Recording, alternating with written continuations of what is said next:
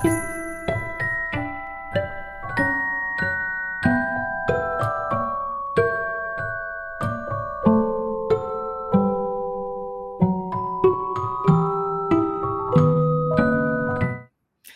welcome to episode 4 of Rotten to the Lore. I'm Agrobaby, or Cece. I'm Alex the Queer, or Alex. We're so excited that you've joined us again today as we dig into the Inklands together. We've got so much fun stuff set up for you today. We're going to have a guest speaker talking about her experience at World. Rebecca Quests is with us today. And we're going to play some more fun stuff from Inklands with the new starter decks. So without further ado, let's get into the lore behind the story. When we were last together, the flood had been unleashed, sweeping through the Inklands in a tide of swirling ink, scattering precious lore across every hidden corner and forgotten ruin. In the wake of this cataclysm, the Illumineers knew there was only one choice.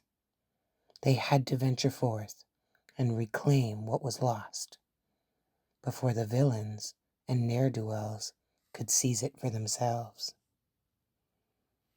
Venturo, ever the daring explorer, gathered a band of glimmers to chart the treacherous paths ahead. Alongside him were Prince Eric, Audrey Ramirez, and the ever-sparkling Tinkerbell. They climbed aboard their ink runners, sleek vessels gliding above the inky rivers, and set out, armed with an Aurelian gyrosensor, a wondrous contraption that we saw being built in the first chapter by Belle and Maurice. It would help them to locate the missing lore.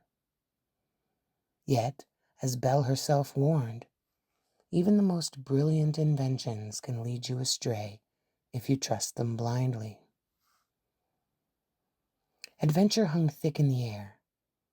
Everywhere you looked, heroes and scoundrels alike were on the move. Jim Hawkins charted unknown seas. Robin Hood prowled overgrown ruins. Milo Thatch deciphered half-buried inscriptions. And amidst it all, Ursula, the sea witch herself, began weaving a scheme more dangerous than any before. Tinkerbell's sharp eye was the first to spy King Triton's trident gleaming from beneath a tangle of pink seaweed. She signaled the others, her voice urgent. But just as she spoke, the Aurelian gyrosensor hummed, brighter than it ever had before. Venturo hesitated only a heartbeat before veering away, following the device's pull towards another prize. Scrooge McDuck's fabled lucky dime, said to carry the fortune of 1,000 stories. And in that single moment, fate shifted. As the ink runners surged towards the dime, a long shadow slipped across the abandoned trident. A hand of darkness coiled around it, lifting it free. Was it the Sea Witch? Or had some other villain claimed this trophy? Elsewhere, chaos bloomed. Mickey Mouse, determined to retrieve the sorcerer's hat, found it guarded by Gustav the Giant. Pluto danced with a magical talisman around his neck to distract the colossal sentry, while Minnie slipped into the hidden cave, unaware that there were traps waiting inside.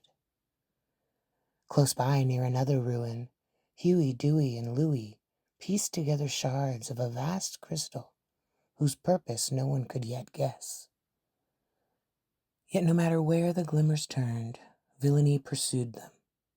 Madame Medusa crept through the shadows with Mr. Snoops at her side, hunting any relics she could hoard.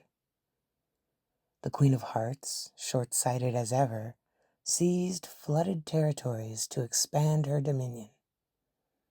And Jafar plotted conquest with an icy patience. But none were so cunning as Ursula, and she tracked down another Ursula, a reflection of herself clad in green. Deceiver and Sea Witch met beneath the drowned palace of Atlantica, each determined to rule Lorcana. For a moment they struck a sinister accord, but treachery bloomed swiftly, and soon it seemed as though the Sea Witch might turn on her doppelganger, might seize both the trident and the crown to crown herself supreme. Elsewhere, even as the Illumineers rallied their allies, the shadows thickened. And still, the floodwaters glistened, ink swirling with untold stories. 1,000 mysteries waited in every cavern and citadel. If the Illumineers failed, darkness would claim them all. So they pressed onward, braving betrayal, wonder, and the unknown, ever in search of the lore that might save Lorcana or doom it forever, further into the Inklands. With every set of Disney Lorcana, we get something new. And in this set, Into the Inklands, we got locations. Locations are a cool mechanic in the game because they allow for things like gaining passive lore at the beginning of your turn and giving characters abilities when they're at the locations. Two of the locations that came out in this set are Agrabah and Montanui. Agrabah has 5 willpower, which, much like a character that has willpower or toughness, that is how it stays on the field. Once willpower hits 0, the location is then banished. Similarly, if a character is at a location, it gains that ability for being at said location. If Heihei was at Montanui, it would gain the ability of whenever a character is banished while here, you may put this card into your inkwell face down and exert it, which allows for you to ramp your ink, which is super cool. Let's talk about this location card for a second. Location cards have the cost, which is similar to every other Disney Lorcana card. They have the willpower, which you're familiar with from characters, and their toughness. They also have lore symbols, which you gain at your set step. But the thing that is different is the move cost. Agrabah costs 1 to move there, which means that if you have a character on the field, in order to move it to Agrabah, you have to pay 1. And then it is at the location. In order to move to another location, you would then just pay that location's move cost. And you can do so as many times as you'd like. Locations are really cool because oftentimes they're harder to get rid of, and you have to throw multiple characters at them. In order for locations to be banished, I mentioned that the willpower has to go to 0, which means that characters have to challenge into the locations. It created an additional depth in this game that we were really missing. And in a time when the meta of set 3, or Into the Inklands, was just starting to allow for discard to take off, and red-blue items started to become a thing. Locations really changed how the game got played, and also what kind of things you have to put into your deck to supplement to make sure that you don't lose to locations. Ooh, so interesting to see all the new stuff as it came out bit by bit. Ravensburger and Disney Lorcana have absolutely put a lot of effort into making sure that this game grows and grows, and locations were one of my favorite things that they added for us. The starter decks from this set are featuring locations pretty heavily to help us get used to them. We've got 2. We've got the Amber Emerald and the Ruby Sapphire. As I've mentioned in previous videos, after the first one, we got 2 every set. So it's looking like that's the way it's going to go. We've got this one, which is a Amber Emerald deck featuring Pongo and the puppies from 101 Dalmatians and my favorite non-villain boy character, Peter Pan, so that's very exciting. And then we've got this Ruby Sapphire deck that is featuring Moana and Scrooge McDuck and all of his DuckTales friends. So that is really exciting. Let's read a little bit about what these decks want to do. And as you can see, these decks each have these features of locations because this is what was new for this set, right? So for Ruby Sapphire, we've got a deck called Plenty of Pluck. With this starter deck, get ready to ruffle feathers from Motunui to Agrabah.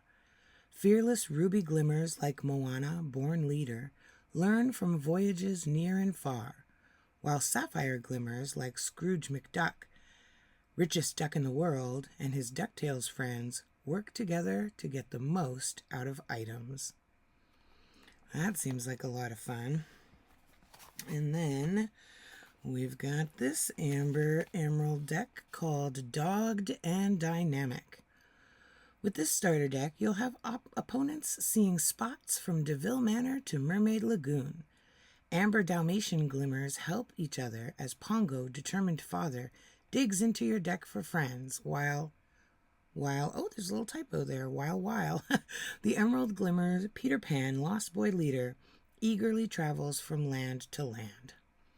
So I'm really excited to play these decks a little later today and see how they hold up against each other and see if maybe my winning streak is about to end.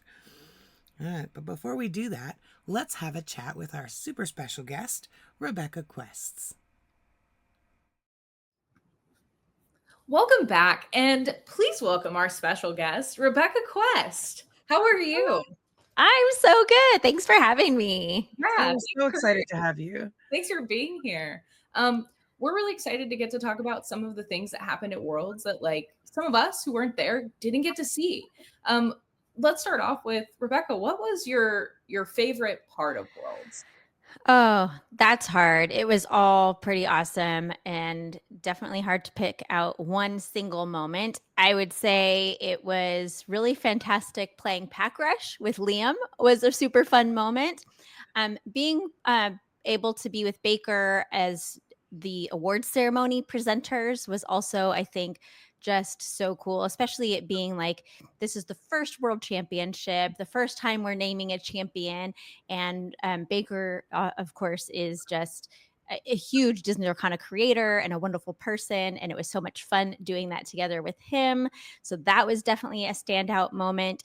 And then I think the other is at the end of the whole experience, we got to spend a day at Magic Kingdom, and some of the casters, we all got to spend the day together, and we watched the fireworks show there at Magic Kingdom, which was such a wonderful show, and it was just like a really meaningful moment. And so that also, I think, is something that will stand out to me as a favorite moment. But so many great things, but those are kind of the three that stand out to me. Yeah, Oh, very that sounds so fair. cool. It sounds beautiful. I've never been to any Disney property. Oh, So Unlike me, I'm there like all the time. Too much time at Disney. yeah. So like when we were talking before, I was like, honestly, soak it all in for me because I will be living Yeah. vicariously through your posts. It just seems like such a magical time and place. It really was. And I think that being at the parks, obviously, then you're there immersed in all of the Disney magic and everything. Um, Even though it was a closed event, which I know that the community was super sad about, the event team and everyone at Ravensburger did such a wonderful job at making the event itself so special and with all the little magical touches. And like, one morning there was breakfast provided and there was Mickey waffles, and just being in the beautiful space, the venue, and all of the beautiful artwork from the game up and around and everything, and the whole production setup that they had. And I heard a lot of the players even remarking about the whole event and just saying that they did a really nice job of making the players feel really special. And I think there was just a lot of that Disney magic, and the pixie dust, was sprinkled all throughout the weekend, which is something that I think, really makes Disney Arcana stand apart from other games out there. And you can't have a Disney Arcana event without that Disney magic for sure. Oh yeah. Absolutely. What was it like in the lead up to it when everybody's like getting ready to get started, like they're going in first day to these big rounds with this like not so like they got this idea. I don't know how long the players knew about what the format was going to be like, but it was really something different and exciting. I think the way that the format was done was the perfect way for it to be done. I'm sure in hindsight, I thought, oh, what if you just got terrible holes in the field? Cards, And right, like, in your there's pool. nothing you can do about that, right? But I do love the idea of making the world champion show that they're proficient in all of the ink colors and that they know Yeah. how to do the different formats. What was it like backstage getting ready while everybody was like about to start? Yeah. I mean, it was even before the event started, I think that we saw a lot of excitement and preparation on the part of both players, and a lot of players doing their testing and getting together with their teams and testing groups and all of that. And us as the broadcast team, we're doing our homework, learning about the formats and Mm-hmm. it's like when you're looking at the meta out there of the game and what decks are competitive and how they stack up against other decks, it's one thing in a traditional, constructed format. But when you have this whole triple deck, it was kind of like this little mini meta, that was going on. And so it's like, oh, okay. So now with this whole benching process and the triple deck thing, what decks might show up. And it was very different. And even the super sealed, like who knows what cards are going to show up, Yeah. you know? But I think that, like you said, it was really neat to have these competitors show that they're proficient in all the inks and also these two different formats in sealed and constructed.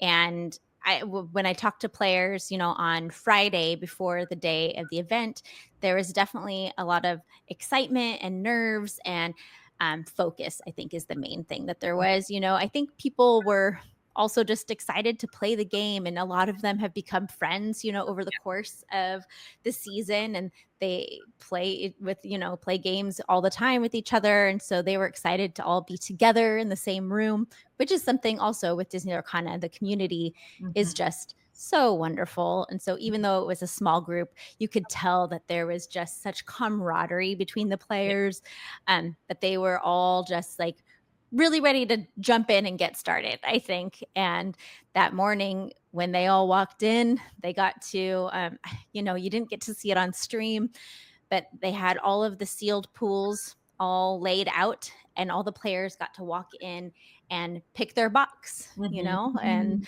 sit down at their desk. And it was like, okay, which one of these is it going to be? And they all, I think, everyone who I talked to felt as prepared as they could be to dive in. And it was just like, let's see what's in these boxes, and I brought my 3 decks that I feel most comfortable with and are going to do best here, and let's do it. So a lot of excitement and nerves and focus in that room for sure. Yeah. How long before the actual event did folks start showing up? Like, how early did you have to be there? So I flew in on Thursday, and I think a lot of people came in on Thursday. Everyone had to be there on Friday. The players did a lot of media that day, like the wonderful videos that you saw during the stream of them like drawing the cards, which was so great. So cute. I loved And just that. like, yeah, all the different stuff. So they did all of that on Friday. So everyone came in, but I think some people even came in earlier than that, especially some of the international folks, from Europe came in like days or even a week beforehand to get adjusted to the time zone, because you don't want to be going into this high level competition with jet lag. And then also just being able to like get settled into your space, and people were doing play testing, right? There was on Friday night, they had like a little get together thing, and there were some players who maybe weren't there at all even, or some that left early or came late because they were like, nah, I'm going to go back to my room and do some last play testing to get ready for tomorrow. So they were in it. I think these videos, one of the videos that really stuck out to me, or one of the series of videos, is when the casters were like throwing their cards up in the air. Yes. Like, how did that happen? Were there drones? I was like, how did film?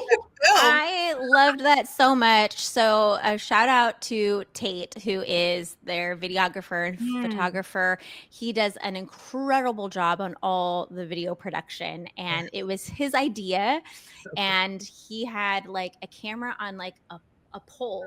cool. I have a backstage, like the behind the scenes video of when I recorded mine that I need to post it because it's fun Yeah. seeing like this is the behind the scenes, what it looked like and how it turned out. Yeah. But he like had the camera on the pole and was like, okay, I'm gonna go like swoop down to you, and then we're gonna go swoopy swoopy swoop, and I don't know, it was like, okay, we're just gonna do this thing and throw the cards. And when I saw the finished product, I was like, what? It looks so good. It looks And yeah, and honestly, like I kind of got emotional a little bit with the whole video because the voiceover also is the five of us doing that. And so on Saturday morning, when we're about to open the show, they said, okay, this video is going to run first. And Baker and I are standing up on the stage in front of the camera, getting ready to do our intro once that video finishes. And we're just like watching it and the wonderful production quality and kind of showing like the history leading up to this moment and our voiceover talking about it. And I was just like, okay, I can't watch this anymore because I'm going to cry. I'm going to cry. It was, and so I had to go back later and like really watch the whole thing and yeah. let myself feel the emotions a little bit, because in the moment I was like, nope, I can't watch that right now. It's so good.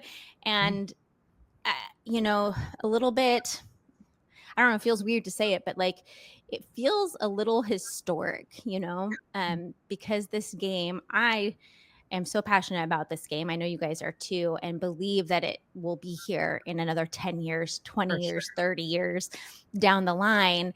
And to be a part of a video like that, a production like this, as the first broadcast team, being the first woman on the broadcast team is a big thing as well. First of hopefully many, to come. And so that also, I think, was one of the reasons why it felt emotional, because I was like, wow, this is something that people are going to look back on, years from now. And I was so honored to be a part of it. So yeah. But anyway, shout out to Tate, because that video was awesome. All of it was so good. On that same vein of kind of what we saw as people who are getting to watch, because yes, we all wanted it to be an open event that we could all go and watch, but getting to have watch parties with our local communities and people that we care about, I think was the next best thing in a lot of ways. And so one of the local stores here in Portland that like a bunch of Lorcana folks created the store. They do more than Lorcana, but it is also Lorcana people who run the store. They put on the event, and one of the things that I kept hearing community members say was like, wait, there aren't anyone other than dudes who are playing? Wait, this is just a dude is casting it? Wait. And I was like, oh yeah, like this is a thing in general in the trading card community. And it's something that like, we've talked about, and also some of our friends over at Enchanted Chatter have talked about, which is like, there is a lack of representation when we talk about the top, and there are a lot of barriers as to why that is. But how did it feel being the only woman casting in a room full of people who are not women? Right. So on the first day, Friday, that we were there, there was breakfast for everyone, and all the players were there, and the casting team was there, and I was just like, oh, yep. I am literally the only woman here. Okay, this feels weird. And to be honest with you, I don't know that I can recall, even like with Disney Lorcana, I don't know that I've ever actually been like the literally like only woman in the room. Like I've been fortunate to be in spaces and my local game stores, communities that I've been in, there's a large number of women. And so I've never been the only Yeah. non-male person in the room. And so that was definitely like a strange feeling, but then also at the same time being like, I'm so glad that I am here, and that it's not all men. So I kind of had those two feelings at the same time. Luckily, I will say that the judges that they had for the event was maybe not quite 50-50 men and women, but the head judge was a female and there were multiple women on the judging Yeah. staff team. And so that. that was fantastic.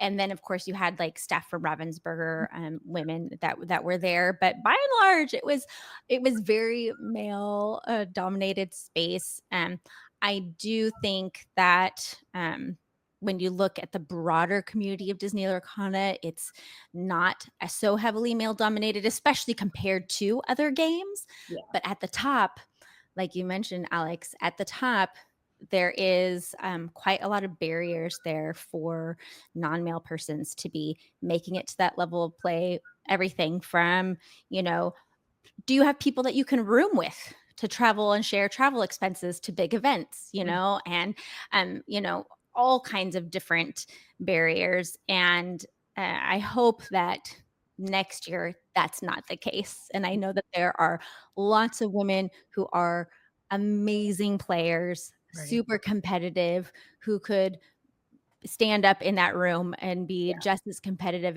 as anyone else. And so I'm looking forward to future events when it isn't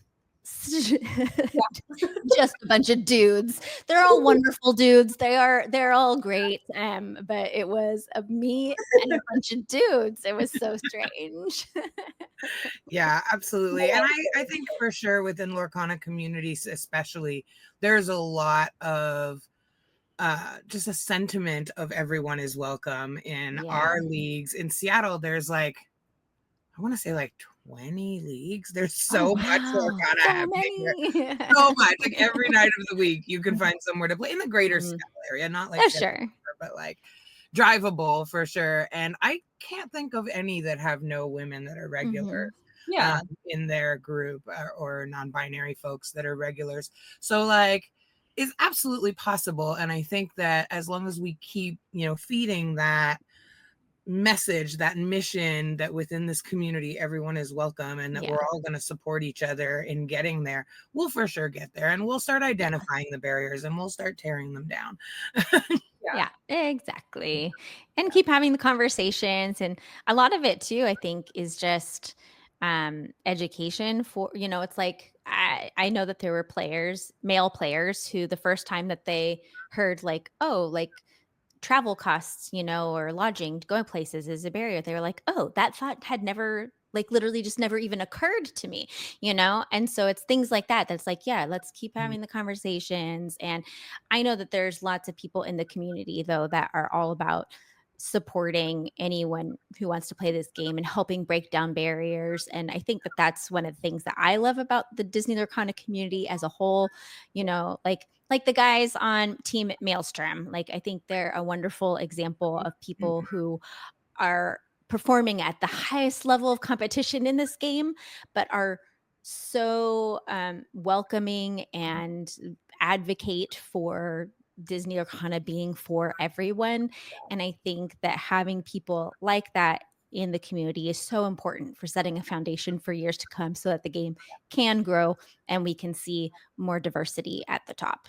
Yeah. Absolutely. I think we're dealing with a system that exists the way that it is, that is trying to change, rather than a group of people that are trying to keep anybody out. I've had very similar experiences with Maelstrom. I've had similar experiences with the Ink Thieves that offered me a place to stay Yeah.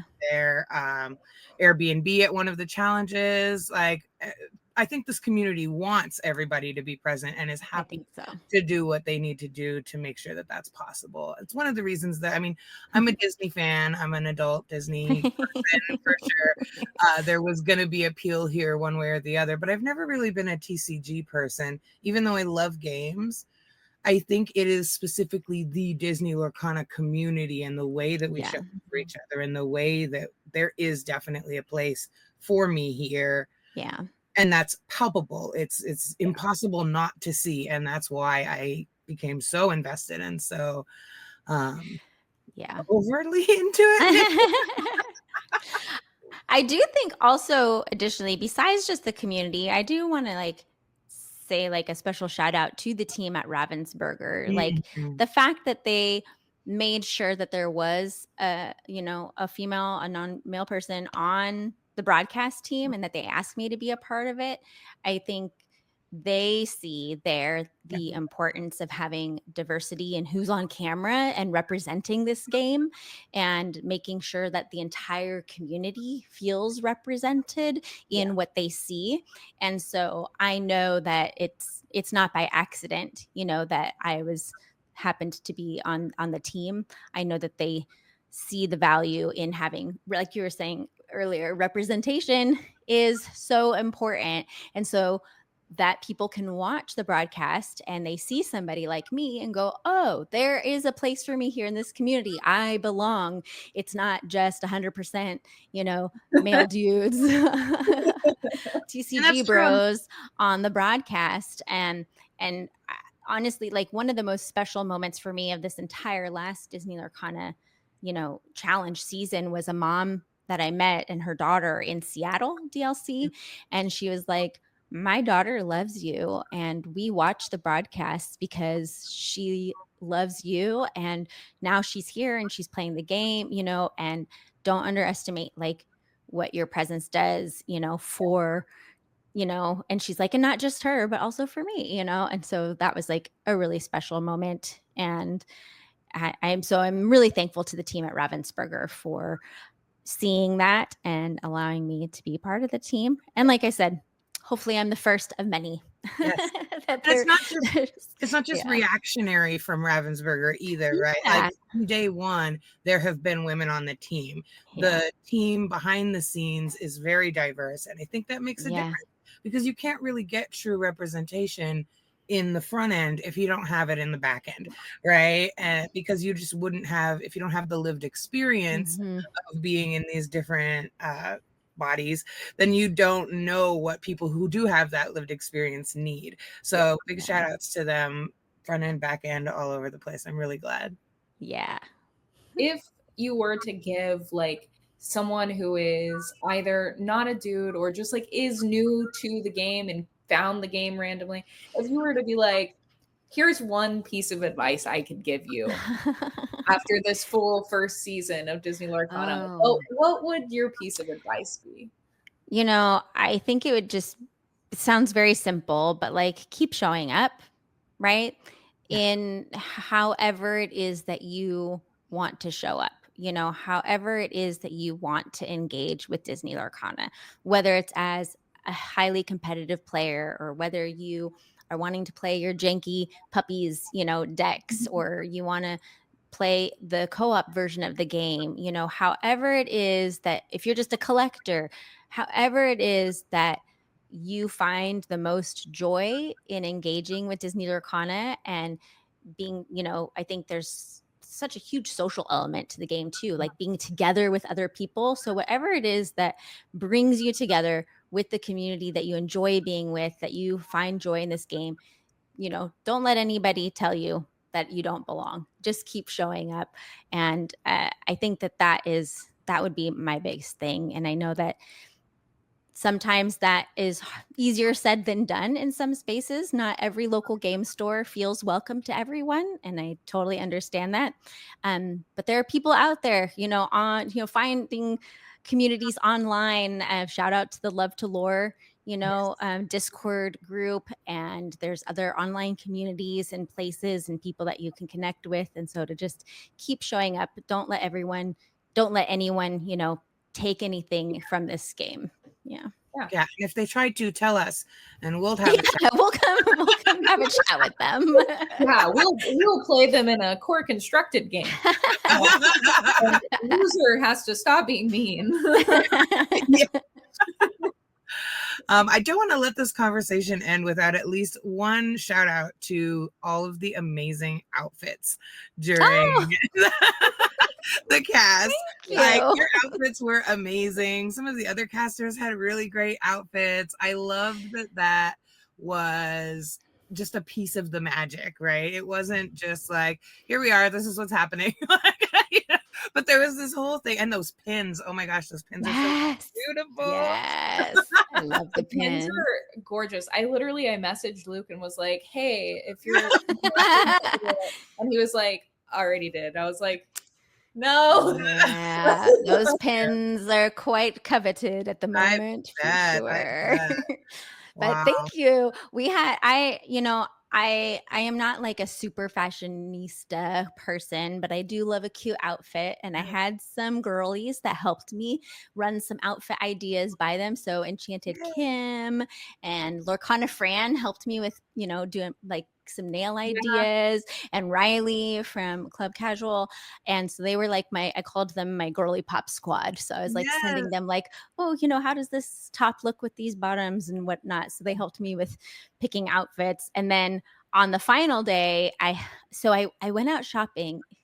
See, it's funny because sometimes when you talk about this kind of stuff, this is a side note, you feel like, oh, this is why people are like girls in TCG spaces. But look, listen.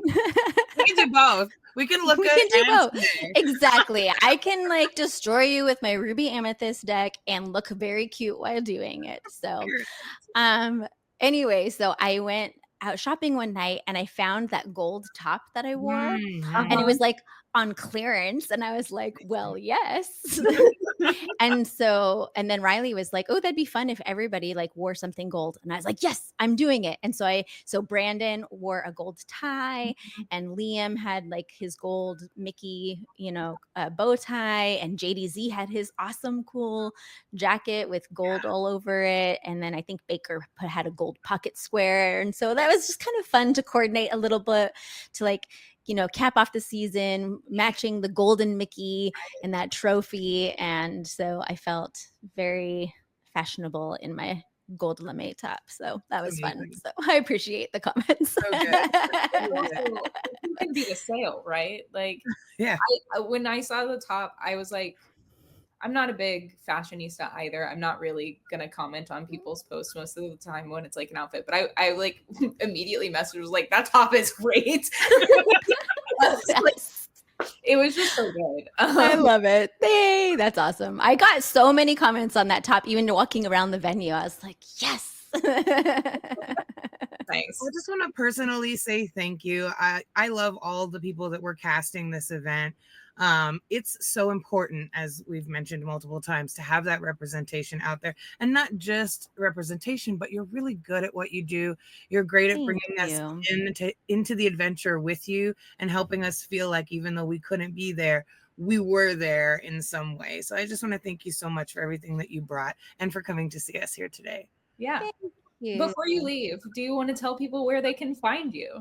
Absolutely. So I'm mostly over on Instagram. It's at Rebecca Quests, but I am on all the socials at Rebecca Quest as well. But Instagram is where I have most fun. So join me there. Awesome. Yeah. Well, thanks for hanging out with us. And stay tuned for some lovely starter deck gameplay. I'm sure it'll be riveting.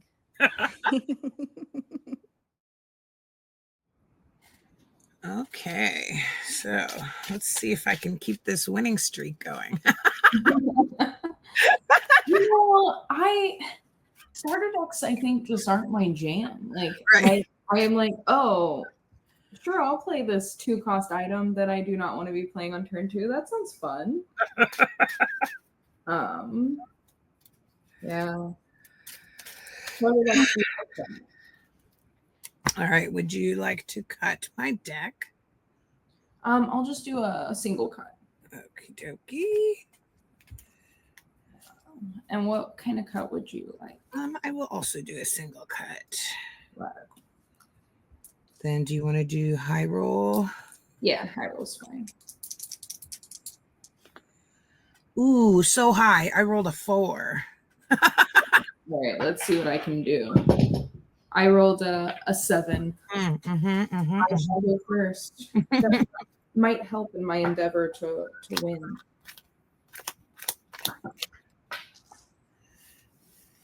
All right, let's see what we got here. Yikes. Seems like a keep hand to me, huh? I'm gonna go back 1, 2, 3, 4, 5. I'm going to see. I said keep hand before I looked at my hand, you know?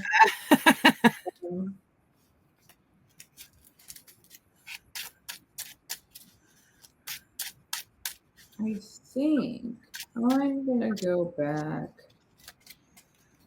4. Oh, I did not grab one of my counters this morning. Let me see. I know I have one somewhere. Here, counter. I also have the 2-player one, so I can keep track of yours. Okay, why don't we just do that today? Glad. What kind of cut would you like? One single cut. And you? Same. Great. All right, good luck. Good luck. Have fun. Take us away.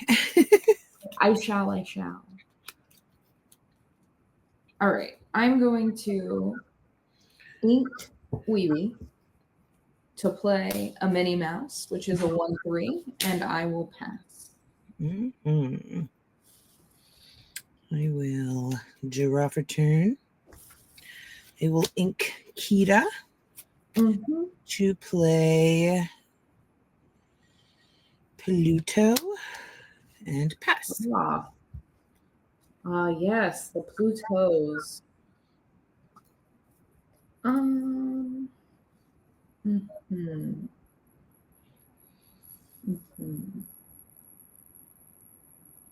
I'll ink for a turn and play a Montanui. Ooh. Which has 5 willpower, and I get a lore at the start of my turn if it's still here. Whenever a character is banished while they're here, they go into my inkwell exerted. And then I will quest for 1 to go to 1. And I'll pass. Okie. Ready, set, draw. I will ink Patch. I will. What will I do here? I'm going to exert Pluto. So Pluto's thing says when you exert him, you may pay 1 less for the next character you play this turn. Yeah. And I will use that 1 less and these 2 to play Wildcat. Wildcat is a 2/3 with evasive, 1 lore, and you can exert him to banish an item. I will pass. Beautiful. All right. I just also love how our playmats are both different versions of Stitch. Yes. Yeah. Stitch best. I will gain a lore for Montanui to go to 2. Mm-hmm. And I'll draw.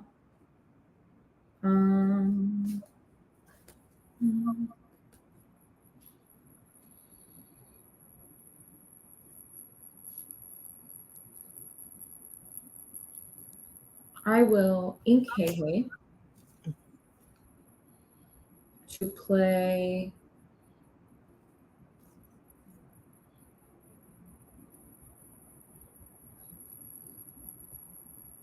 a Huey. Ooh. And then I will quest for 1 to go to 3, and I'll pass. Very nice. Ready, set, draw. Okay. I will ink. What am I going to ink here? I have 2 inks to play. So I will ink this Dalmatian puppy. Mm-hmm. I will exert Pluto and pay 2 more to play Raleigh. Raleigh has support and is a 3/3 character with 1 lore. Mm-hmm. Then I will pay this last one to play this action. Improvise. Chosen character gets +1 this turn. I'll give it to Wildcat and I draw a card. Oof. So I will draw that card. Forgot about improvise. I know, right? And then I will use Wildcat to go into Minnie Mouse and take 1 damage back and pass turn. So sad. I will gain a lore for Montanui, and I'll draw.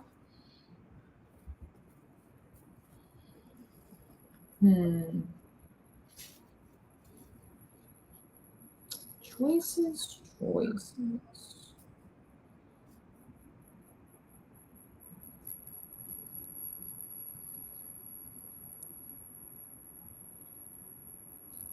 I will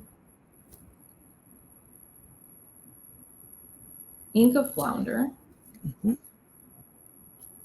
pay 3 for Agrabah. Ooh.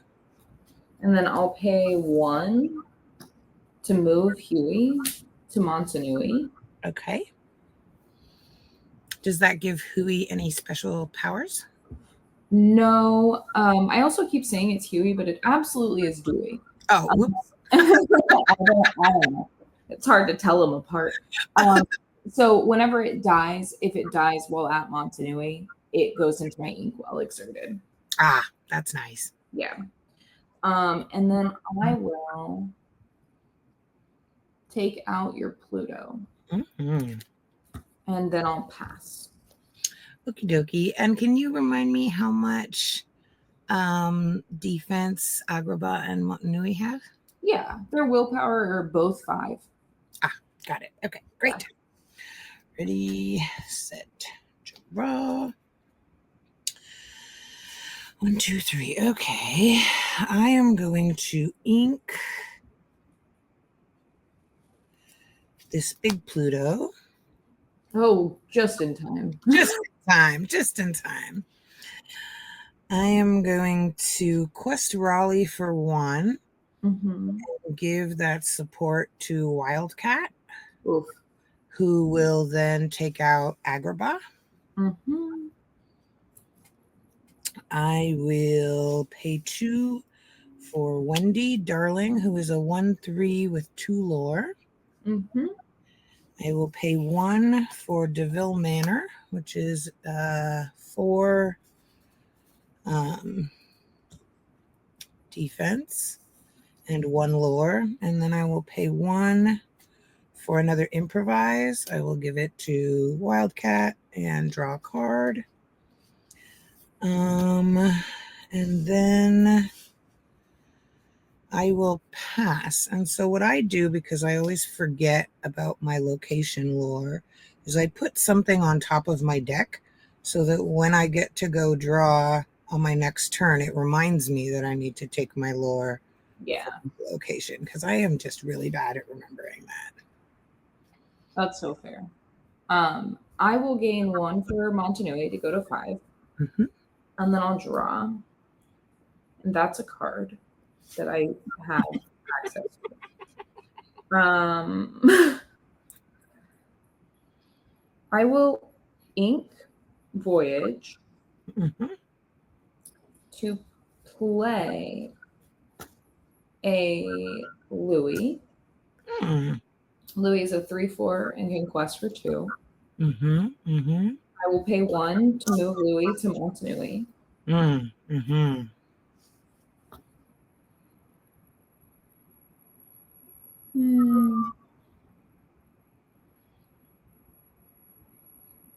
Well,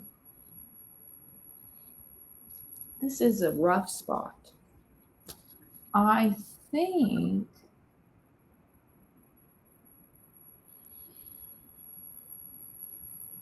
I'm going to have to do 2 into DeVille and then pass. Okie dokie. So I will get 1 lore for my location. Yeah. I will draw a card. Okay, let's see. We have 4 here. Okay. I will pay 1 for another DeVille Manor. Oof. 3 for a Horus, who is a 4/3 with 1 lore. Mm-hmm. I will quest Raleigh for 1, giving the support to Wildcat and take out Nui. No, thank you. And then I will quest for another 2, so that's 3 total. So you go to 5. Right, with Wendy, and I go to 5 and pass turn. All right. Oof. Oof. I'll pay 5 for Scrooge McDuck. He is a 3/5. And during my turn, he gains evasive. Ah, sorry, Oh. Wildcat. Also during my turn, whenever he banishes another character, I can play an item card for free. Ooh, it seems right. He's got a lot of items to play. Yeah. All right, let's see what I can do over here.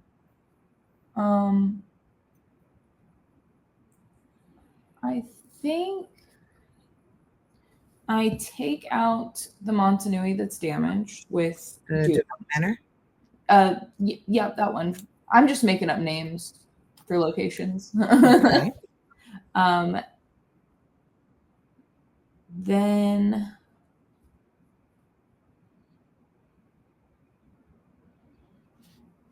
I will take the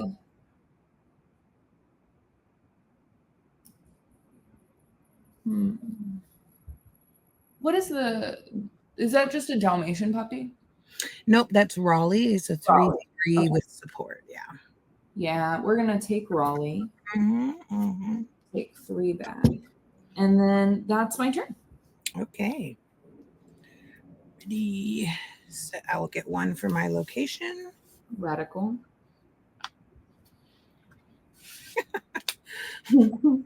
I will pay 1 for another DeVille Manor. Oh my gosh. 1 for a Pluto. Yeah. I think that I will. Can you run the stat lines for me on those 2 ducks? Yeah. Oh, I guess they're all ducks on the 2 exerted ducks. Yeah, this is the McQuack deck. So Dewey is a 2/3 and Louis is a 3/4. A 2/3 and a 3/4. Okay.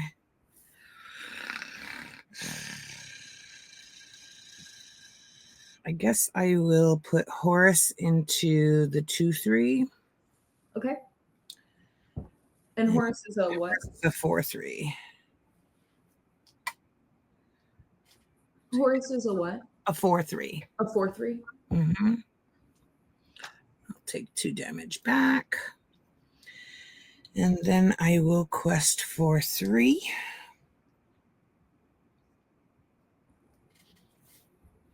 Yikes, you're at 9. And pass. All right. Well, I'll draw.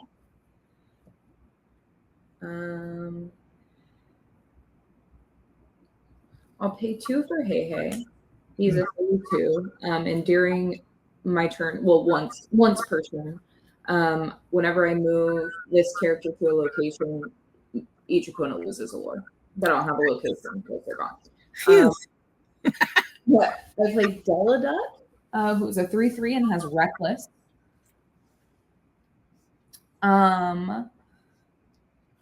Goodness, this board is something.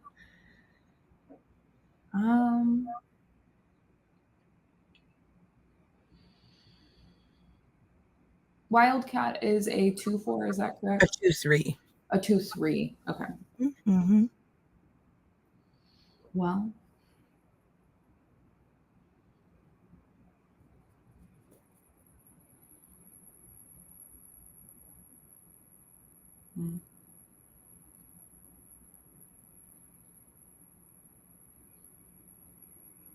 I will do something.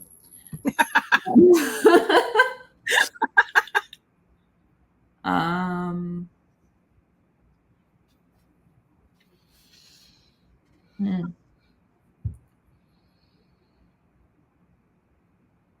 Take Wildcat with Scrooge.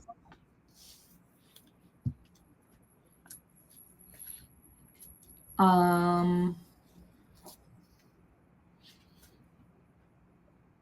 And then I will trade with Horace. Mhm. And then I will pass. Okie dokie. I will take 2 for my locations. Oh, yeah, sure. My bad. If you insist. I will pay 1 for Kita. Mm-hmm. He has a 2/2. And I will quest for 3. Yeah. Seems like 14 might be good. Pretty good. Pass. I will draw. Well, that's a card. I play Cogsworth, who is a 2/3. My characters with Reckless gain Exert, and they can gain Lore, Aha. which is cool. But I'm a little far away from that mark, honestly. Mm.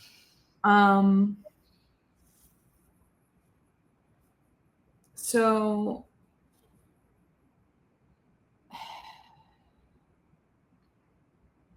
Hey will take Winding Darling. Mm-hmm. Della Duck will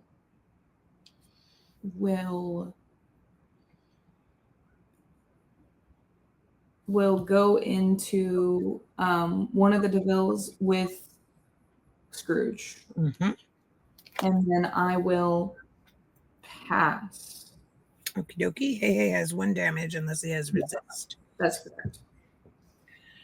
Okay, I will take 1 for my location. Go to 15. Draw. Oof. I will pay 2 for this Wendy Darling. Ah, she's back again. I will quest for 2, going up to 16 or 17. 17. Yeah. And pass. All right. Let's see what I can do. Sheesh, friend. These decks are not very nice to you. They really aren't. They really are not. Okay. Well, that's something, at least. I will pay for Vault Door. Mm-hmm. It is a location, or it is a location. It is an item that says that my locations and characters at locations gain resist +1, which is awesome. But I don't have locations, so we're dealing. Yeah.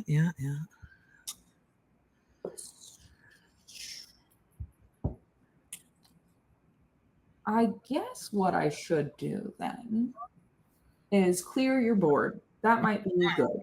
So I'm going to take Kita with Della. Mm-hmm. I'm going to take Montanui. Every location is Montanui now. DeVille Manor with those 2. And then Scrooge is going to take the Pluto. Okay. And then I will pass. Okie dokie. And Della will have 2 damage. If you insist. I must. Draw for 2. Oh, that's hilarious. Okay. I will quest for 2 and pass. Oh, funny.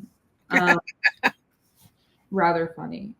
I will pay for Flint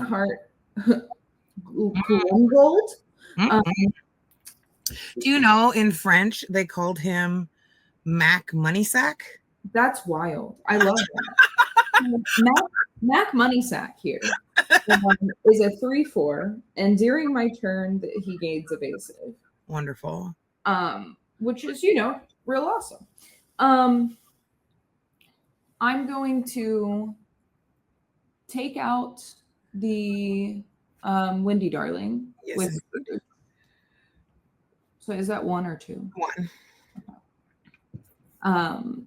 Della is going to tap to gain or exert to gain a lore from Cogsworth ability. And then I'm going to quest for 2 to go to 8. Yeah. And then I will pass. All right. I will draw for turn. I will pay 3. What am I at? You are at 19. Oh.